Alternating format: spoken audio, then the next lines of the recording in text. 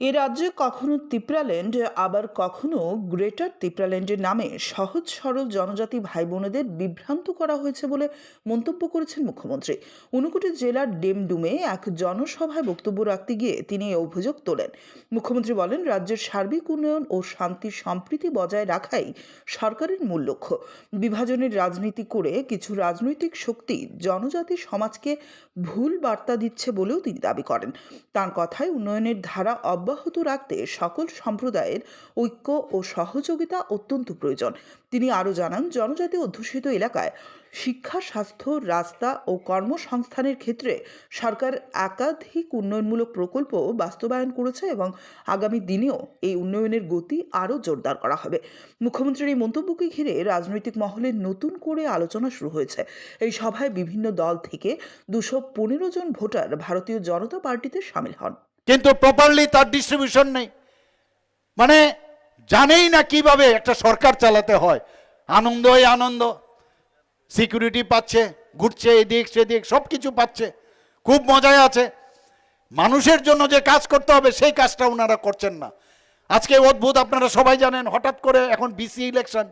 আরে BC election তো আমরা তৈরি, যে কোনো সময় আপনারা রেডি আছে আমরা বিসি ইলেকশনের জন্য, আমাদের সমস্যা নাই। আপনারা যদি থাকেন তাহলে আমার কি অত সমস্যা? আজকে জনজাতি যারা আছেন, আমাদের ভারতীয় জনতা পার্টির উপর আস্থা চলে এসছে। এখন আমরা বিসির জন্য তৈরি আছি, কিন্তু কি করলেন? 123টা আরো বিসি বাড়িয়ে দিয়েছেন। আরে বিসি বাড়াতে গেলে তার একটা কানুন আছে, একটা আইন আছে। সেই জায়গার মধ্যে কি করলেন? করেছেন কি, যে বিসি যদি করতে হয় মাস্ট, আইন বলছে যে বিসি কমিটির পারমিশন লাগবে, তার অনুমোদন লাগবে। তো বিসি কোথায়? বিসি তো নেই। একটা তো এই গেল, তাছাড়া কনকারেন্স থাকবে, আমাদের ত্রিপুরা সরকারের ফাইন্যান্সের কনকারেন্স থাকবে। সেই কনকারেন্স না নিয়েই নোটিফিকেশন দিয়ে দিয়েছে, গেজেট নোটিফিকেশন বের করে দিয়েছে, কেস করেছে। যখন হাইকোর্ট, সুপ্রিম কোর্ট থেকে বললেন যে আপনারা তো এটা পারেন না, তড়িঘড়ি করে সেটাকে উইথড্র করলো। অদ্ভুত। তা আমরা যখন বললাম, ট্রাইবাল ওয়েলফেয়ার ডিপার্টমেন্ট থেকে বলছে আপনারা এটা পারেন না, না সেটাই করবে। এক একবার ভুল বোঝানোর জন্য যে আমরা 123 আমরা করেছি, আমাদের সরকার দেয় না, তাহলে তোমরা পিছিয়ে গেল কেন? তারপর কি করলেন? যে আমরা জিতে গেছি, একদম চারিদিকে হই চই ডোল ঢাল পিটিয়ে পিটিয়ে বলছে আমরা সুপ্রিম কোর্ট থেকে আমরা জিতে গেছি। আর এরকম না, সুপ্রিম কোর্ট কি বলেছেন? যে 26 তারিখ ডেট ফিক্স করেছেন। সেই 26 তারিখ ডেট ফিক্স করেছেন এই মাসের। সেখানে বলেছেন যে একসাথে বিসি ইলেকশন আর এডিসি ইলেকশন সম্ভব কিনা। আর কি বলেছেন? যে বিসি ইলেকশন কবে নাগাদ করব, তো উত্তর দেবে, ইলেকশন কমিশন আছে, তারা উত্তর দেবে। আর সেটা বলে সেখানে বগল দাবিয়ে খুব করে বলছে যে আমরা জিতে গেছি। মানুষকে কিভাবে ভুল বুঝানো যায় সেই চেষ্টায়, খালি ভুল বুঝিয়ে বুঝিয়ে এতদিন ধরে আমাদের কোমলমতি মা বোন যারা জনজাতিরা আছেন তাদেরকে ভুল বুঝিয়েছে।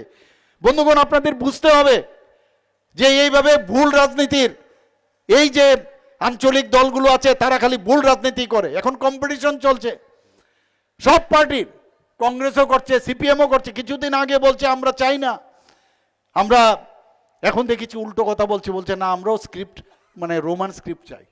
মানে কখন যে গিরগিটির মতো রং পাল্টাবে কেউ বলতে পারবে না। আরে তুমি তোমার নেক্সট জেনারেশনকে কি উত্তর দেবে? তুমি নেক্সট জেনারেশনকে কি উত্তর দেবে? এখন কি বলছেন? আরে মনে হচ্ছে যে এই স্ক্রিপ্ট নিয়ে আমরা তো এমনিতেই লুকটুক কম হয়ে গেছে, তাড়াতাড়ি স্ক্রিপ্টও আমাদের বলা উচিত। আরে আবার কালকে থেকে দেখলাম যে স্ক্রিপ্ট নিয়েও বলছেন। আরে স্ক্রিপ্ট তো আরেকজন বলছেন, আরে আমার রাস্তা তো পরে যদি লুক আমার পেছনে না আসে।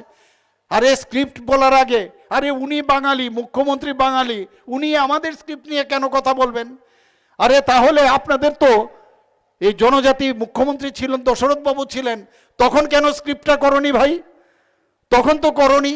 মুখ্যমন্ত্রী আবার বাঙালি, মুখ্যমন্ত্রী আবার মণিপুরি, মুখ্যমন্ত্রী আবার এসসি, মুখ্যমন্ত্রী ট্রাইবাল। মুখ্যমন্ত্রী তো মুখ্যমন্ত্রী হয়, এটা সবার জন্য মুখ্যমন্ত্রী কারণ আলাদা হয় না। তো এই যে বিভ্রান্ত করার একটা চেষ্টা করছে যে মুখ্যমন্ত্রী ট্রাইবাল হলেই হবে, তোমার তো ট্রাইবাল মুখ্যমন্ত্রী ছিল, তখন করনি কেন? তো এই যে স্ট্যাটাস কিউ, আমরা অলরেডি বলেছি রোমান স্ক্রিপ্টেও ইচ্ছা করলে আপনি পরীক্ষা দিতে পারবেন, নো প্রবলেম। এবং বাংলাতে যদি স্ক্রিপ্ট, এর মধ্যে আপনারা নিজেরা স্ক্রিপ্ট বানান। এখানে যে আমার পূর্ববর্তী বক্তা বলেছেন বিশিষ্ট শিক্ষাবিদ। এবার আমাদের এই সরকার আসার পর আমাদের সরকার আসার পর 2019 থেকে 2024 পর্যন্ত 7 জন বিশিষ্ট ব্যক্তি নাম বলেছেন আমার পূর্ববর্তী বক্তা, তাদেরকে আজকে এক নাগারে একসাথে মানে এক নাগারে পরপর তাদেরকে পদ্মশ্রী দিয়ে ভাবা যায় কোনোদিন তাদেরকে সম্মান করেছেন। আর এইবারও আরেকজনকে দিলেন, নরেশবাবুকে দিলেন, অত্যন্ত বিদ্বান ব্যক্তি। এবং যেহেতু উনাকে দিয়েছেন, এই যে কতগুলো তাদের সাঙ্গপাঙ্গ আছে উনার এগেনস্টে পর্যন্ত থানসা বলেন, আর থানসাদের সবচেয়ে বেশি মারছেন ওনারা, থানসাদেরই ওরা মারছেন বেশি, থানসাদের বাড়িঘর আগুন লাগাচ্ছেন, থানসাদেরকে ভয় দেখান। এবং এই ভদ্রলোকেরও আমি শুনলাম যে ওনার যে সাঙ্গপাঙ্গরা আছেন রোজ বসে বসে সেই সোশ্যাল মিডিয়ার মাধ্যমে ওনাকে অঙ্গভঙ্গি উল্টাপাল্টা লেখেন। মানে অদ্ভুত, কোনো সংস্কৃতির ধার ধারে না। একমাত্র ওনাদের কাছে দুটো জিনিস আছে আমি বলবো, ওনাদের কিন্তু এই দুটো জিনিস, একটা হচ্ছে সাম্প্রদায়িক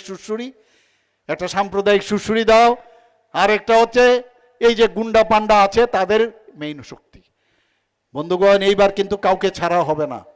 আমাদের এই বিপিন বাবু সেদিন একটা প্রোগ্রাম থেকে যাচ্ছে, কাপুরুষের মতো অন্ধকার থেকে তার গাড়ির মধ্যে ঢিল ছুঁড়েছে। বন্ধুগণ, আমি বলেছি আমরা আমাদের ডেস্টিনেশন যে 2047 মাননীয় প্রধানমন্ত্রী বিকশিত ভারত